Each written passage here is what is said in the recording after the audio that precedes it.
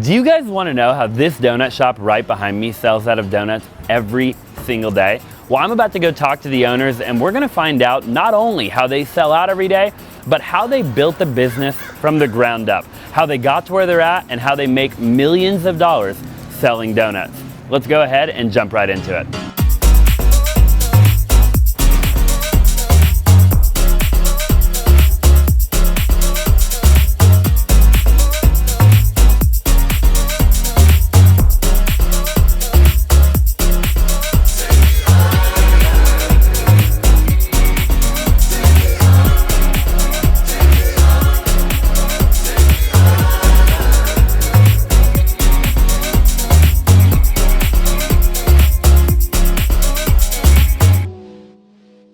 So Santiago, how did you come up with the idea to get into the donut industry? You know, it's kind of a funny thing.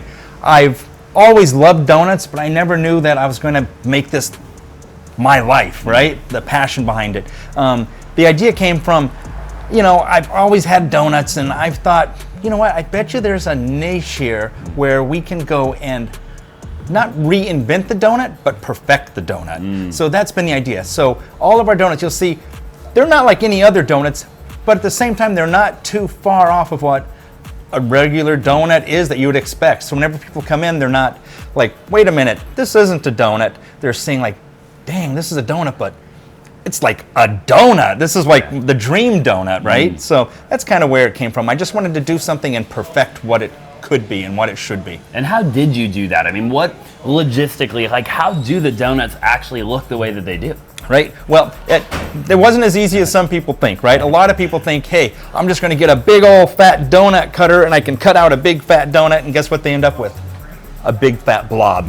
Nobody wants that. So it took some time to perfect that, right? Yeah. Some of those things that we use are, well, it's the ingredients, right? We use a fresh, real live yeast. How's the donut bar, you know, separate itself from, you know, the competition? The difference between us and other donut shops is, well, I don't know, have you ever worked in a restaurant before? I actually have, yeah, a couple, yeah. So whenever you work in a restaurant, you have a lot of big vendors, you see tons of orders, buckets of stuff coming in pre-made, and most restaurants, they're just assembling. We are not in the assembly business by any means. That means Krispy Kreme, they're assembling stuff. Dunkin' Donuts, 50% of their locations are frozen donuts. They get them shipped in, and some of them make them in-house. But they're basically assembling. They get the glaze sent to them by corporate. The mix is pre-made. Over here, everything is made to order, even when it comes to zesting 100 lemons a day. So when it comes down to things like that, we love getting that personal touch to everything we do here. It wasn't all Lambos and Ferraris to begin with. To be quite honest with you, the first probably 6 months, I was working every single day here, 7 days a week. Now, 7 days doesn't mean you have your 8th day off. That means 7 hard days. And I would sleep in my Jeep Wrangler parked right out here in front. Well, now it's not a Wrangler parked out front, it's a Ferrari, a Lambo, a TRX. What would your advice be for somebody watching, trying to bootstrap a restaurant or any business for that matter? What piece of advice would you give to them? You know, never give up, right? There's going to be a lot of people that say, never give up, follow your dreams. But the truth is, it's never going to happen unless you truly put in that work every single day. There's going to be the good days, there's going to be the bad days. That's just the way it goes. But you know what we live for? Those good days, baby. There you go. Get out there and never give up. When you sell out, then you close the shop, right? Close the shop. Shop closes. We're open for 3 to 4 hours a day at max. We have such a labor-intensive product, which is why we are who we are. But yeah, usually like we'll sell out, we'll open like 7 or 8 depending on the day. Sell out by 11 to 11:30 all the time. And what happens is, oh, I wanted to come get that maple bacon donut, but they're sold out. Gotta go there tomorrow. But we also have another tactic we do with our menu. We have a rotating menu here. So I'd say about 50% of the menu is always on the menu every day, but then we have a rotating part of the menu that always changes. So that's how I increase my recurring customer rate. So are you still the one making all the donuts, or do you have people helping you now? Well, that's a good question, right? I have people helping me now, which is fantastic, but I'll tell you this much, I'm still every single day putting my hands into everything. My hands are literally in the mix, if you will. Wow, yeah, you've got to be involved if you want it to be successful and really get going, right? No, you really do. Yeah. I mean, a lot of people say, hey, you can take some time off, and I probably should, but it becomes, it's an addiction, right? And I'm addicted to my business, right? Yeah. Like, I have to be here. And if I'm away from it, that's all I'm thinking about is my business. Not to say that you can't have your fun, but the way I look at it is I'm living a double life. I've got my business all morning long, but then the afternoons, those are mine. Yeah. Hey, and if you enjoy what you do, it don't feel like work, right? That's true. Yeah, Well, there you still go. work. So what is the best month that you've ever had? Usually our best months are during summer and the holidays. People love gifting donuts to their family and friends year round, but during the summer month is when it really picks up. We usually do 4,000 to 5,000 donuts during the summer Wow. months. Yeah, per day. That It's is pretty fun. Insane. San Diego is arguably the nicest place to come to in summer. I've been to over 112 countries, and I still dub that San Diego has the nicest scenery, Yeah. beach, and the best donut shop in the world. So we're a tourist attraction.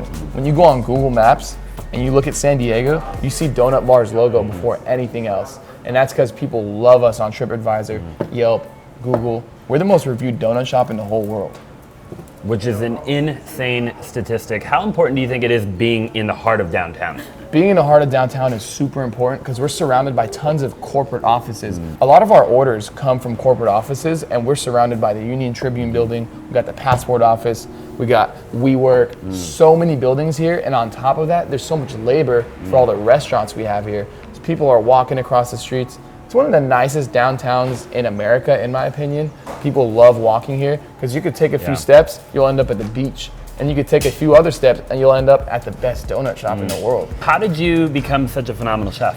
Yeah, I appreciate you saying that, by the way. But the truth is, I didn't go to culinary school. But what I did is I worked for 5-star hotels, Ritz-Carlton, Hyatt, Four Seasons hotels, and that's really where I learned the craft. Not just how to prep a donut, how to make donut, how to be a pastry chef, but I learned everything that comes along with running the business, right? As far as the customer forward aspect of it, what guests expect on the back end of things, on the front end of things. So it was more of not really going to a culinary school. I learned it kind of like through the real world, hard knocks of learning what it's like to be in a bakery 24/7. Sure. Is it pretty hard to make a donut? I mean, could anybody make a donut that looks like that? I can't imagine they could. You can't. That's the fun part about it too, right? Yeah. A lot of people try to make a donut at home. It's never going to turn out the same way. You need specialty equipment to make it, Sure. and you really have to learn the craft to be able to perfect the donut. So Shyon, what is your most popular donut? My most popular donut might be the maple bacon. Look at that sizzle. Why did you choose to make your donuts so big? So basically, the reason our donuts are so big is because we want to take up the whole sensor of the average smartphone. Because when people post these things on their social medias, it takes up the whole screen. People are like, damn, I want to go get that. So back in the day when we blew up on Facebook, this donut had 80 million views on Facebook. I'm talking about 2015, before Instagram and TikTok Reels even existed. So we like to do everything really big. There's a whole Pop-Tart stuffed in this guy right here. Also, not to mention, this is Steve Harvey's favorite donut. Every weekend for 10 years, we've given free donuts to the kiddos, and it's just a tradition I'm never going to stop. It's a lot of fun. I hope you're enjoying the business tour so far. Really quick, if you wouldn't mind, if you know of a business that you think would be a really cool tour, or if you own a business that you would like to get featured, all you have to do is text 480-418-5339, the word business, okay? Again, 480-418-5339, the word business, and we'll see if you qualify or if the business qualifies for us to go ahead and tour it. Now let's just go ahead and get back to the tour. So when did you start the donut bar? You know, I'm aging myself now, but I tell you, it seems like yesterday, to be quite honest. But the truth is, in 2013. Wow, So truly incredible. we've been going for a while. You've done a lot in 10 years though. When did it really take off like a rocket ship? It's the interesting part. Day one, we sold out. I only made about 300 donuts, and I'm thinking, 300 donuts, that'll be plenty. They were gone in 20 minutes. Wow. Second day, I said, oh, let's double that. Let's make 600 donuts. Gone in like 35 minutes. So literally, right from the jump, it's been nothing but uphill, uphill. Or, is that a good word? It's been nothing but up. Gains the whole time. Is that where you came up with the idea to shut the store down when you sold out? Yeah, exactly. Whenever it just came naturally. We Yeah. make as many donuts as we can. Once they're done, they're done. We do one, I always say we do one fantastic, incredible bake. When they're all gone, they're gone. And when you first opened, were you in the location we're standing in right now? Right where we're at right Wow, now. you've been here the whole time. 10 years, a decade straight. And you love the location, obviously? You know, the location is good for us, but I got some exciting news that we're going to share here real soon. Okay, we'll stay tuned for that. So how did you leverage Snapchat to create a multi-million-dollar donut business? So just how we're walking right here on Snapchat and all other ad platforms nowadays, you can do something called geo-targeted ads. So anytime someone walks past my restaurant right here and they're scrolling through their phone, they get a pop-up that says walk in a donut bar.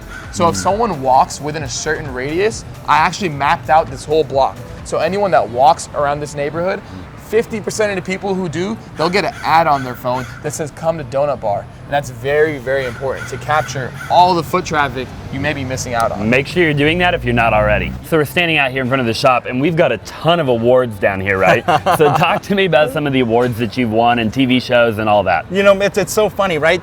We are like a little media magnet, but it's not just because you build it and they will come. No, you got to build it and be really on your game, right? So some of my favorite ones, of course, are Forbes. We're the gold standard of donuts on Forbes. USA Today, top 10 donut shops in the country. There's so many of the awards. One of the new ones we just got was A&E TV. We are Best in Chow, the best product in all of San Diego, which is our Big Papa Tart donut. Holy cow. So that was cool. How do you win awards like that? I mean, if somebody's watching and they have a restaurant and they want to be known to, you know, start winning awards, like what are some practical things they could implement right now to maybe potentially win an award? Right, for sure. You know what you got to do? You got to answer your emails and your phone because they'll reach out. And you know, one of our big things is a big driver for us is Yelp, right?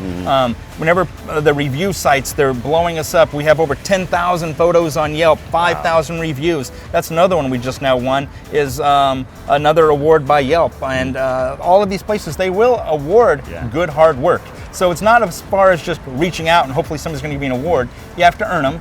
And how you earn them? Being consistent every day, giving a good product and getting a lot of people in your doors. Truly incredible advice. I appreciate it, Santiago.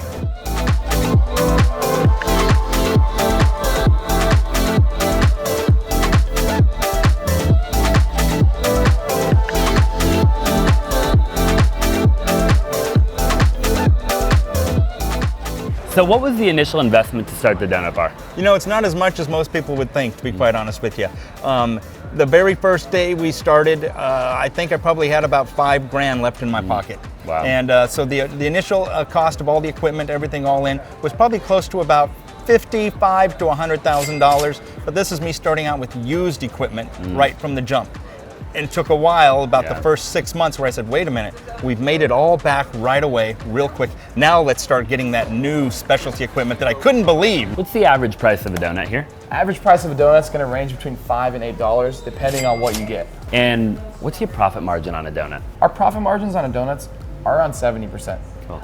So on a single donut, I'm trying to do the math. What you could make like $3 to $5 on a donut? $3 to $5 on a donut. I see a lot of Nutella up there. Talk to me about how much Nutella you go through. So it's pretty crazy. In 2017, we got an award from Nutella that said we bought more Nutella than any restaurant in the world. Why is that? Yeah. We have a donut. It's called a Nutella overload. This thing's pretty heavy. And one of the reasons our donuts are priced very high is the premium ingredients we use. Like I said, we got that award from Nutella for saying we use the most amount of Nutella out of any restaurant in the world. And pick this up. Let me know how heavy you think that is. Holy cow. So to give you an idea, this thing, That's gotta be like a pound. this has over a quarter cup of Nutella in it. When you go to the store and you buy that big tub of Nutella for $8, this has half that amount of Nutella in it. Talk to me about your favorite donut. I just happen to have it right here. Uh-huh. That's the lemon pistachio donut. So some of my favorite parts about it, it's really citrusy. We have the pistachios on it. We don't buy a pistachio that's already pre-chopped because that has a lot of starch on it. So we get them in, whole roasted, we chop them here. The glaze itself, it's a Meyer lemon glaze that we make right here in-house like everything else, but legit squeezing lemons. Yeah. How do you make your donuts so big? You know, it's a trade secret. Bro. So what's the average size of an order that a customer will typically place here? So I'm gonna say a really crazy number, but it's definitely between $60 and $70. Wow, that's insane. I mean, we're talking about like restaurants probably have an average order of that number. Yeah, they do. You know, the thing with us, right, is every employee here is trained to upsell, upsell, upsell.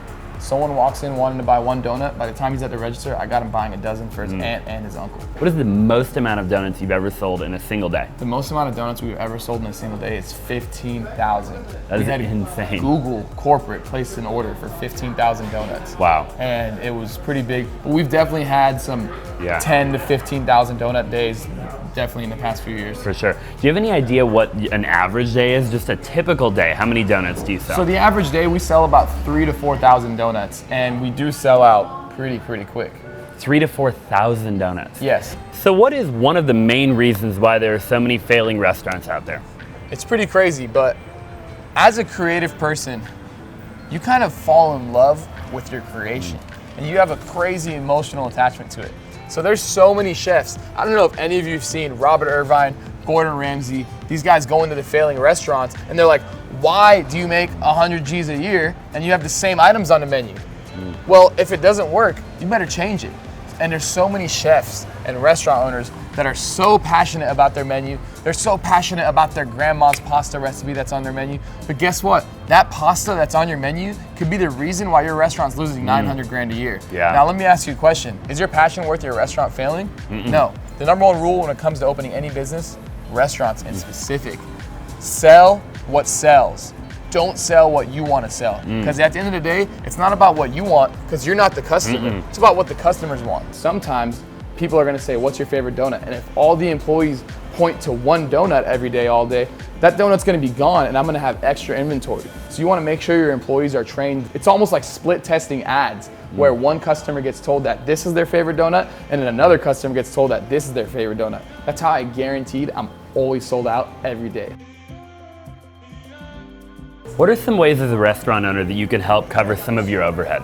Overhead could be some restaurant owner's biggest nightmare. But to me, overhead's my best friend. Because overhead just means more money in our pockets. One way I like doing that is the same method that Starbucks uses globally. And it's called impulse purchases. So impulse purchases are basically something that when you're buying something, within arm's reach, there's something for you to physically grab. One product with very high margins in restaurants to sell are gonna be socks. So if you look over here, I'll be able to grab a sock. So since all my customers are tourists, they want to take something home with them. Donuts, unfortunately from us, go bad in 1 to 2 days. So if you want to go back home to Indiana and take your family a piece of your travels, you can grab a pair of socks, you can wear our donuts every day, and you'd be surprised. This pair of socks right here generates us over 6 figures a year. Wow. So that might be a certain restaurant's overhead, and a lot of it's covered by socks right here.